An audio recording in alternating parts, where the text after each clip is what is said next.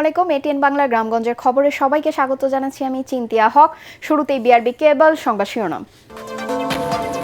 গত 24 ঘন্টায় হামে একজন ও হাম সন্দেহে 2 জনের মৃত্যু। দেশের বিভিন্ন হাসপাতালে হামের উপসর্গ নিয়ে নতুন করে আরও শতাধিক শিশু ভর্তি।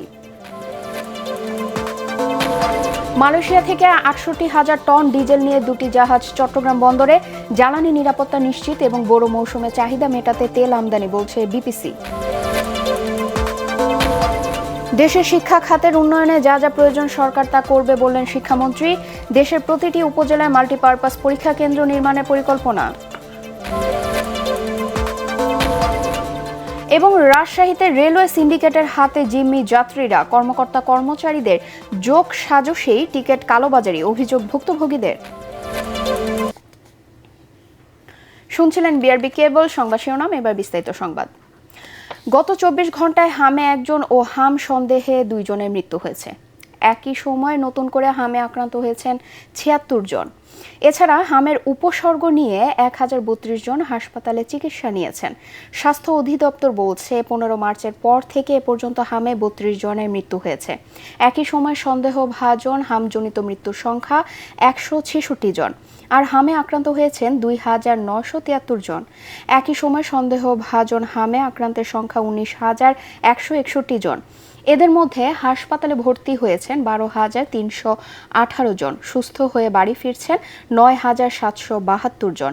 এদিকে রাজশাহী, ময়মনসিংহ, খুলনা সহ দেশের বিভিন্ন হাসপাতালে গত 24 ঘন্টায় হামের উপসর্গ নিয়ে আরও শতাধিক শিশু ভর্তি হয়েছে। এর মধ্যে রাজশাহী মেডিকেল কলেজ হাসপাতালে 24 জন, ময়মনসিংহ মেডিকেল কলেজ হাসপাতালে 25 জন, খুলনা মেডিকেল কলেজ হাসপাতালে 5 জন, পাবনা জেনারেল হাসপাতালে 12 জন এবং কুষ্টিয়ার বিভিন্ন হাসপাতালে 25 জন নতুন করে ভর্তি হয়েছেন। মালয়েশিয়া থেকে 68,000 টন ডিজেল নিয়ে 2টি জাহাজ চট্টগ্রামে পৌঁছেছে। গতকাল বন্দরে বহির্নোঙরে পৌঁছার পর আজ 35,000 টন ডিজেল নিয়ে এমটি লুসিয়া সোলিস নামের অয়েল ট্যাঙ্কারটি দুপুরে চট্টগ্রাম বন্দরে ডলফিন জেটিতে ভিড়ে বলে জানায় চট্টগ্রাম বন্দর কর্তৃপক্ষ। আর 33,000 টন ডিজেল নিয়ে আসা এমটি টর্ম দামিনী নামের আরেকটি জাহাজ বন্দরের বহির্নোঙরে অবস্থান করছে। নতুন এই চালান আসায় দেশে ডিজেলের মজুদ সক্ষমতা আরও 4 থেকে 5 দিন বৃদ্ধি পাবে বলে জানিয়েছেন সংশ্লিষ্টরা। মধ্যপ্রাচ্য সংকটের মধ্যে জ্বালানি নিরাপত্তা নিশ্চিত করতে এবং বড় মৌসুমে চাহিদা মেটাতে বাংলাদেশ পেট্রোলিয়াম কর্পোরেশন বিপিসি এই তেল আমদানি করেছে। বিপিসির নিয়মিত সরবরাহকারী প্রতিষ্ঠান ইউনিপেক, সিঙ্গাপুর পিটিআই লিমিটেড এবং পিটি ভূমি সিয়াক পুসাকো জাপিন এসব ডিজেল সরবরাহ করছে। এর আগে গত 3 এপ্রিল মালয়েশিয়া থেকে 61,000 টন ডিজেল এসেছিল। এদিকে অপরিশোধিত তেল বা ক্রুড অয়েল সংকটের কারণে গত রবিবার থেকে বন্ধ রয়েছে চট্টগ্রামের পতেঙ্গায় অবস্থিত দেশের একমাত্র রাষ্ট্রায়ত্ত তেল শোধনাগার ইস্টার্ন রিফাইনারির পরিশোধন কার্যক্রম।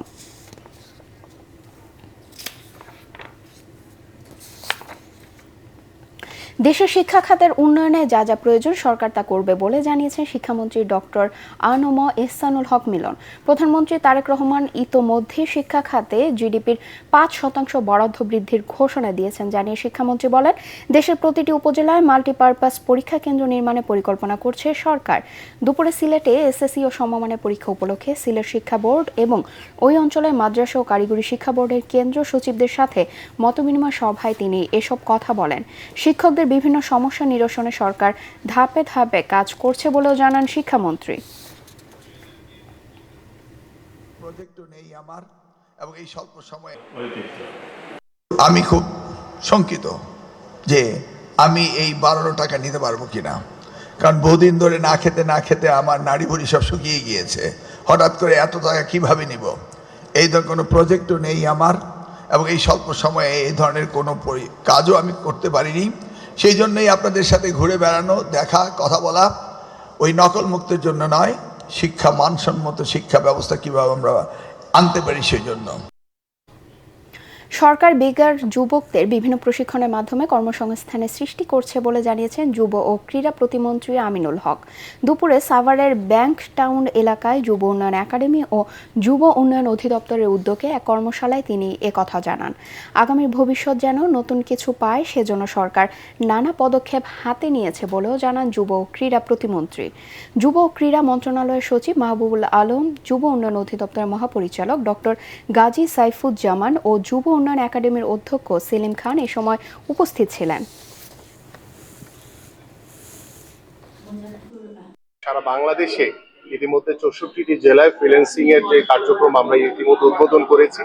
আমাদের আরো বেশ কিছু কর্ম পরিকল্পনা রয়েছে এবং আপনারা জানেন যুবকদের কর্মসংস্থান এবং যুবকদেরকে স্বাবলম্বী করা এবং যুবকদেরকে বিভিন্ন খেলাধুলা থেকে শুরু করে সাংস্কৃতিক অঙ্গন এবং প্রশিক্ষণের মাধ্যমে তাদেরকে ব্যস্ত রেখে যাতে আমরা সমাজের যে সমস্যাগুলো রয়েছে সেই সমস্যাগুলো দূরে রেখে আমরা আমাদের যুবকদেরকে স্বাবলম্বী করে তাদের কর্মসংস্থান ভবিষ্যতে ইনশাল্লাহ নিশ্চিত করব।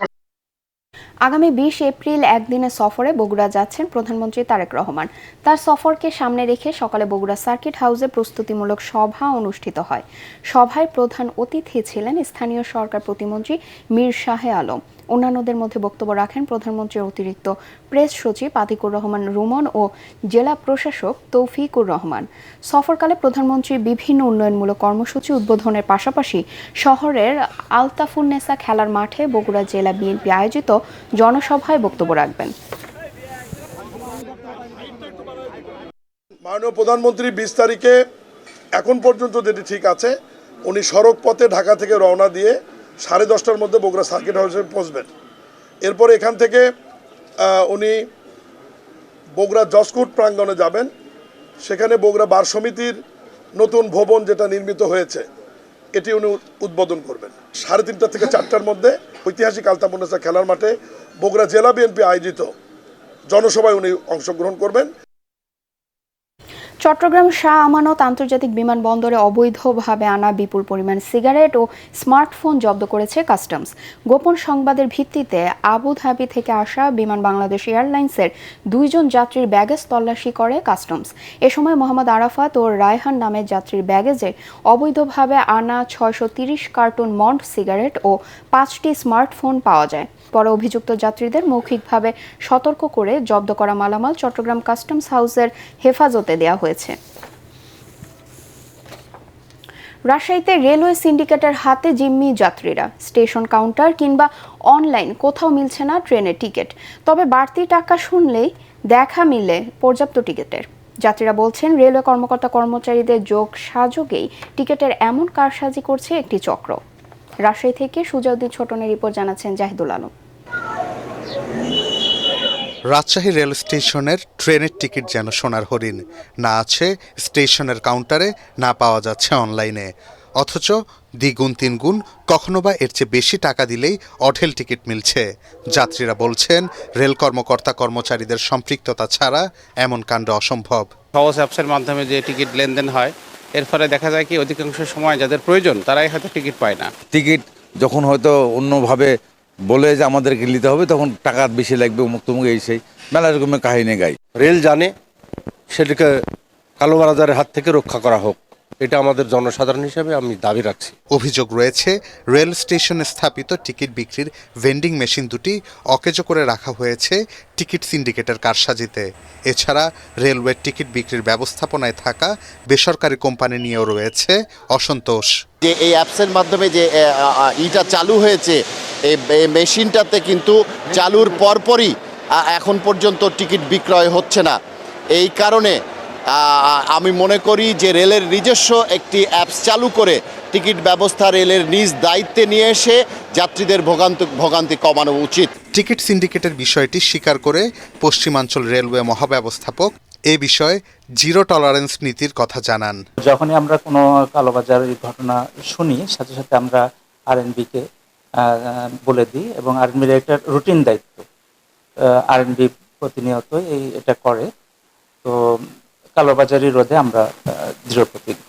ট্রেনের টিকিট কালোবাজারি সহ লোকাল এবং আন্তনগর ট্রেনে টিকিটবিহীন যাত্রা বন্ধে কঠোর পদক্ষেপ নেওয়ার আহ্বান সাধারণ যাত্রীদের। Bureau report, ATN Bangla. খুলনায় বাস ও মোটরসাইকেলের মুখোমুখি সংঘর্ষে স্বামী স্ত্রী নিহত হয়েছেন।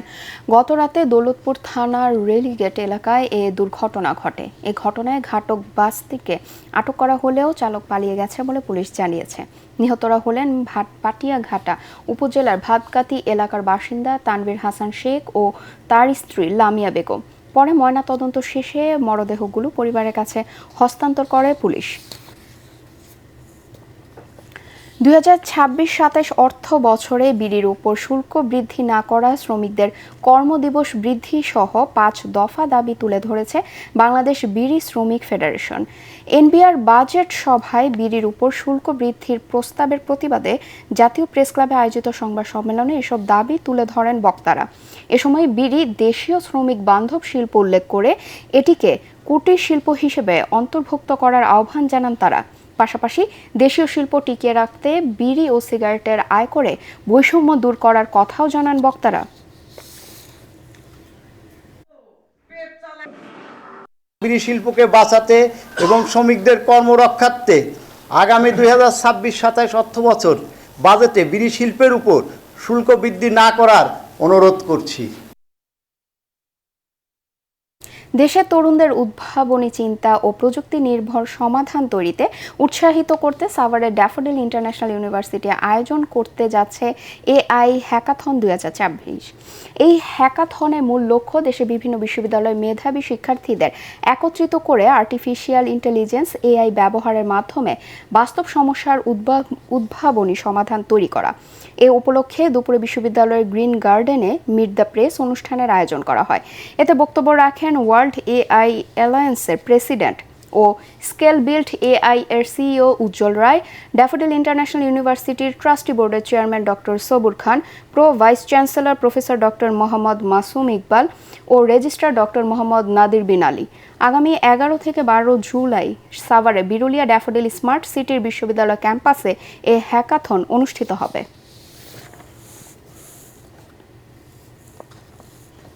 বাংলাদেশ নৌবাহিনী সমুদ্র সীমার নিরাপত্তা নিশ্চিত, সমুদ্র সম্পদের সুরক্ষা এবং সমুদ্রে কেমিক্যাল দূষণ প্রতিহত করা সহ দেশের সার্বভৌমত্ব রক্ষায় দায়িত্ব পালন করে যাচ্ছে। সেই সাথে দেশের মানুষের প্রয়োজনে উপকূলীয় ও দুর্গম অঞ্চলের অসহায়, দুস্থ ও অনগ্রসর মানুষের কল্যাণে স্বাস্থ্য সেবা, ত্রাণ বিতরণ ও দুর্যোগকালীন সহায়তার মাধ্যমে জীবনমান উন্নয়নে নিরলসভাবে কাজ করছে। এরই ধারাবাহিকতায় কমান্ডার খুলনা নৌ অঞ্চলের তত্ত্বাবধানে বানৌজা উপশমের অভিজ্ঞ চিকিৎসক দল খুলনার কয়লা উপজেলার বেতকাশী কলেজিয়েট স্কুল প্রাঙ্গণে বিনামূল্যে মেডিকেল ক্যাম্প পরিচালনা করে। দিনব্যাপী এই ক্যাম্পেইনে নারী, পুরুষ ও শিশুসহ বিভিন্ন বয়সী আনুমানিক 1000 মানুষকে চিকিৎসা সেবা দেওয়া হয়। সারা দেশে স্বতন্ত্র ইবতেদায়ী মাদ্রাসা জাতীয়করণের ঘোষণা বাস্তবায়নের দাবিতে ঝিনাইদহে মানববন্ধন কর্মসূচি পালিত হয়েছে। সকালে জেলা প্রশাসকের কার্যালয়ের সামনে কর্মসূচির আয়োজন করে স্বতন্ত্র ইবতেদায়ী মাদ্রাসা শিক্ষক ঐক্যজোট। এতে জেলার বিভিন্ন উপজেলার ইবতেদায়ী মাদ্রাসা শিক্ষক সহ জোটের নেতারা অংশ নেন। কর্মসূচিতে সংগঠনটির জেলা শাখা সভাপতি আনোয়ার হোসেন ও সাধারণ সম্পাদক ফাতিমা ফারহানা সহ অন্যান্যরা বক্তব্য রাখেন। চলো যাই যুদ্ধে মাদকের বিরুদ্ধে এ প্রতিবাদে নেত্রকোনায় মানববন্ধন ও সড়ক অবরোধ কর্মসূচি পালিত হয়েছে। জেলার পূর্ব ধলা উপজেলার নেত্রকোনা ময়মনসিংহ ঢাকা মহাসড়কের শ্যামগঞ্জ বাজারে এ কর্মসূচি পালন করা হয়। শিক্ষক, শিক্ষার্থী সহ সর্বস্তরের মানুষ মানববন্ধনে অংশ নেন। এ সময় মহাসড়কের উভয় পাশে দীর্ঘ যানজটের সৃষ্টি হয়। পরে শ্যামগঞ্জ পুলিশ ফাঁড়ির ভারপ্রাপ্ত কর্মকর্তার আশ্বাসে অবরোধ প্রত্যাহার করেন মানববন্ধনকারীরা। রাঙ্গামাটির কাপ্তাইয়ে অনুষ্ঠিত হলো মারমা সম্প্রদায়ের ঐতিহ্যবাহী সাংগ্রাই জলকেলি উৎসব। পাহাড়ি জনগোষ্ঠীর বর্ষবরণ উপলক্ষে উৎসবকে ঘিরে সাজানো হয় চিতমরম বৌদ্ধ বিহার মাঠ প্রাঙ্গণ।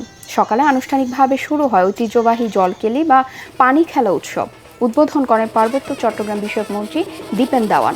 এরপর মারমা তরুণীরা একে অপরকে পানি ছিটিয়ে অংশ নেন পানি খেলায়। পাশাপাশি মারমা শিল্পীদের পরিবেশনায় চলে বর্ণাঢ্য সাংস্কৃতিক অনুষ্ঠান।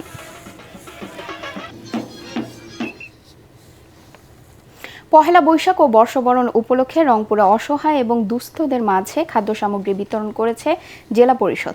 দুপুরে জেলা প্রশাসকের কার্যালয় চত্বরে এসব খাদ্য সামগ্রী বিতরণ করা হয়। বিভাগীয় কমিশনার শহীদুল ইসলাম, জেলা পরিষদের প্রশাসক সাইফুল ইসলাম ও জেলা প্রশাসক রুহুল আমিন এ সময় উপস্থিত ছিলেন। উৎসবের আনন্দ সবার মাঝে ছড়িয়ে দিতে এবং অসহায় মানুষের মুখে হাসি ফোটাতে জেলা পরিষদের এ উদ্যোগ বলে জানিয়েছেন সংশ্লিষ্টরা।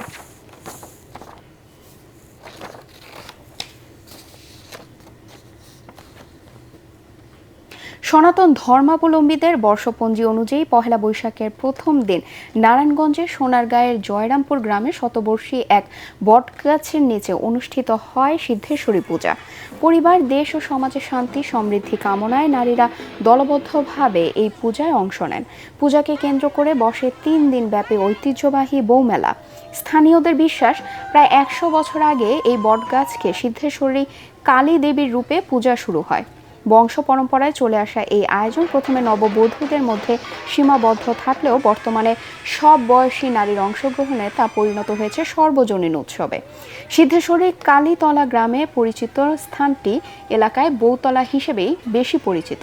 ভোর থেকেই নারীরা স্নান সেরে মৌসুমি ফল নিয়ে বটগাছের গোড়ায় পুজো দেন। প্রথা অনুযায়ী পরিবারের সদস্য সংখ্যা অনুযায়ী মাটি ও কড়ি অর্পণ করা হয়, যা মনোবাসনা পূরণের প্রতীক হিসেবে বিবেচিত। পূজা শেষে প্রসাদ বিতরণ করা হয় ভক্তদের মাঝে।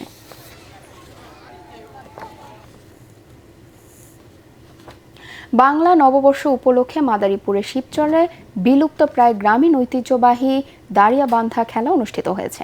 মঙ্গলবার বিকেলে উপজেলা পরিষদ মাঠে শিবচর উপজেলা প্রশাসন এর আয়োজন করে। এতে উপজেলা প্রশাসন ও সাধারণ মানুষের অংশগ্রহণে 2টি দল অংশ নেয়। খেলায় উপজেলা প্রশাসন দল বিজয়ী হয়। এ সময় শিবচর উপজেলা নির্বাহী কর্মকর্তা HM ইবনে মিজান বলেন, উপজেলার প্রতিটি শিক্ষা প্রতিষ্ঠানে দাঁড়িয়াবান্ধা খেলাটি নিয়মিত চালুর ব্যবস্থা করা হবে।